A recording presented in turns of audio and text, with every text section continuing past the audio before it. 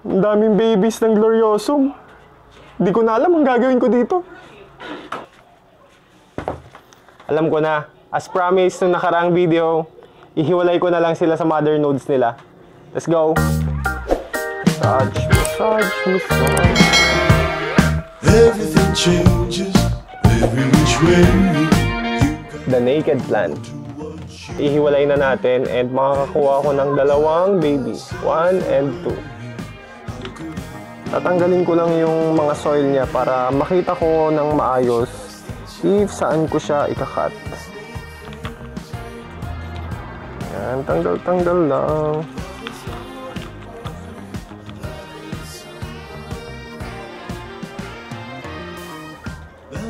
I have here 1 plant and 2. So, etong plant na to is kukunin ko to ng buo. So, kukunin ko yung 3 leaves. I have here my scissor. Okay.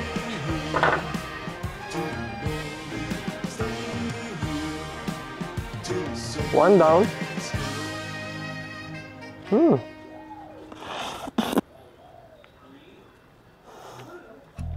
One. Ito sa pangalawa. So, dito ko siya ikakat para may iwan na dalawang leaf. Ito. Itong leaf na to ang may iwan. 1 and yung baby leaf niya. Okay, oh. And I have 2 plants. So, ito yung natira sa mother node. So, ito naman ngayon ang magiging mother plant. Wait lang. Aray ko. Sakit ah.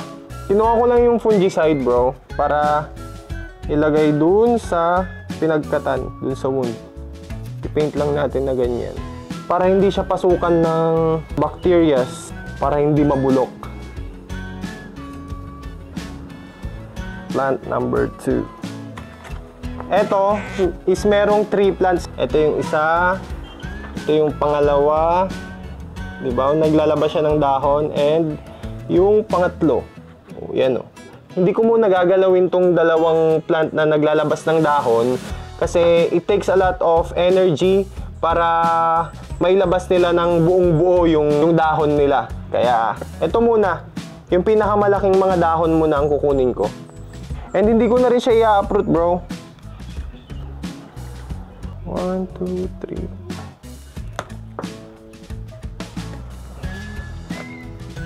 So, ito yung nakuha kong mga malalaking dahon. Maglalagay lang ako ulit ng fungicide. And syempre, lalagyan din natin kung saan natin siya kinat. Dito.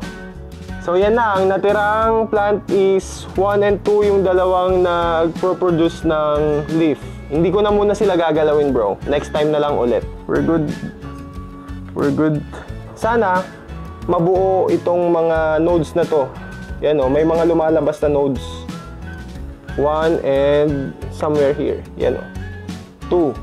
So sana mabuo rin ulit sila para more gloriosum. Unahin ko nang itanim to bro.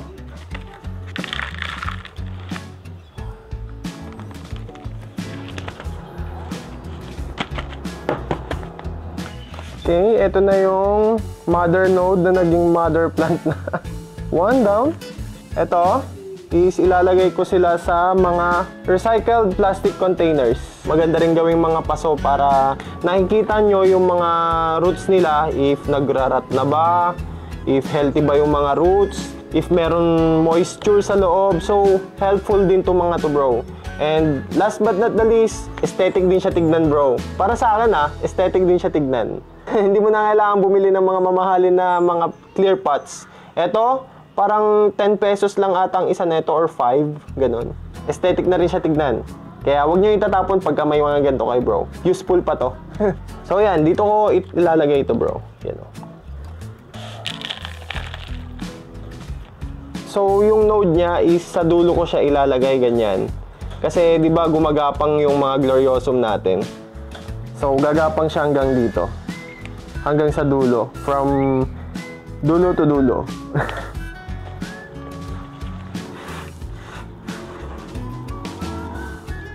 Oh. So So, meron akong skewers dito, barbecue stick. Para pang support lang dito sa mga leaves para hindi siya tumutumbang ganyan, no? Umaalog. Yan. Lagay lang natin na ganyan.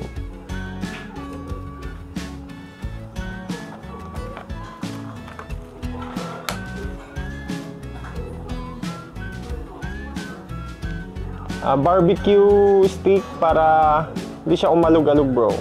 Pang support lang. Parang yung kanina lang din, sa dulo ko rin siya ilalagay, bro. Ganyan.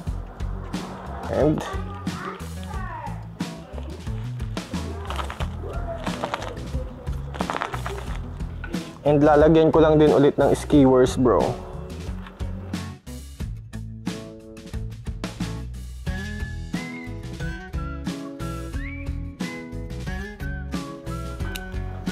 Tanggalin ko lang yung excess para naman hindi pangit tignan.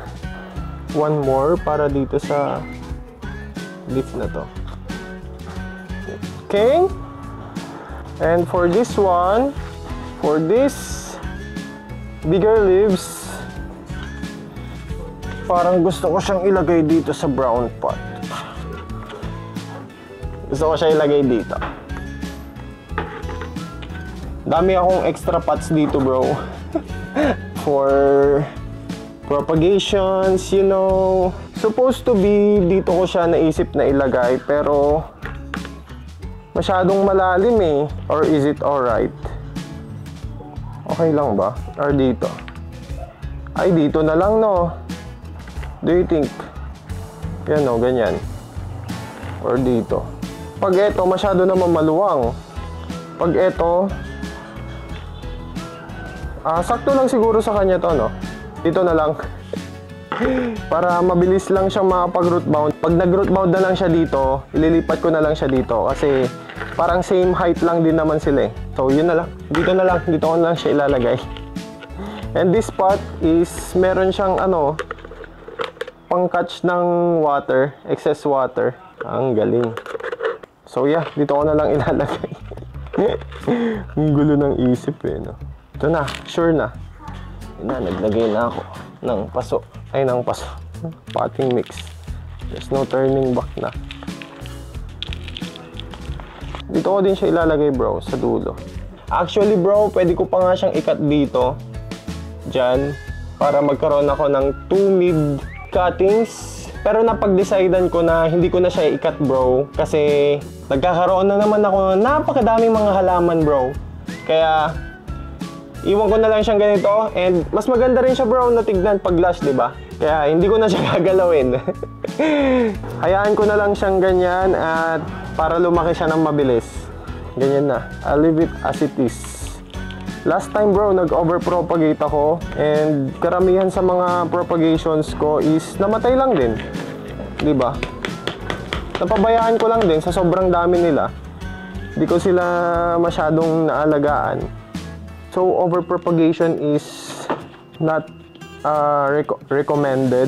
Pero if gusto mo magmukhang jungle talaga yung ano mo, bahay mo, is pwede yun. Pero ako kasi, bro, nagtanda na ako. Ayoko na ng masyadong maraming mga halaman, bro. Hindi ko rin sila masyado naalagaan. And we're good. And next time ko na ipropagate tong dalawang nandito, bro. Yung mga maliliit pa. 1, 2, 3, 4. Diba? Ang dami ko na naman mga halaman, bro. And 5. Tapos isa pa yung mother plant, diba? Yung dito. So that's it, bro. I got 5 gloriosums na naman. Ang dami ko na naman halagaan. So yun, bro, I have an army of Gloriosum Dark Form. And tignan ko kung anong gagawin ko dito. If ibebenta ko ba, or aalagaan ko, or ipapamigay sa mga subscribers. What do you think, bro? Comment down below. So yun, bro, hanggang dito na lang. If hindi ka pa nakasubscribe dito sa channel natin, bro, please subscribe and click the notification bell para lagi kang updated dito sa channel natin. So, ayun bro, that's it for today. Hanggang sa muli, The Real out, fist bump. Trust each other.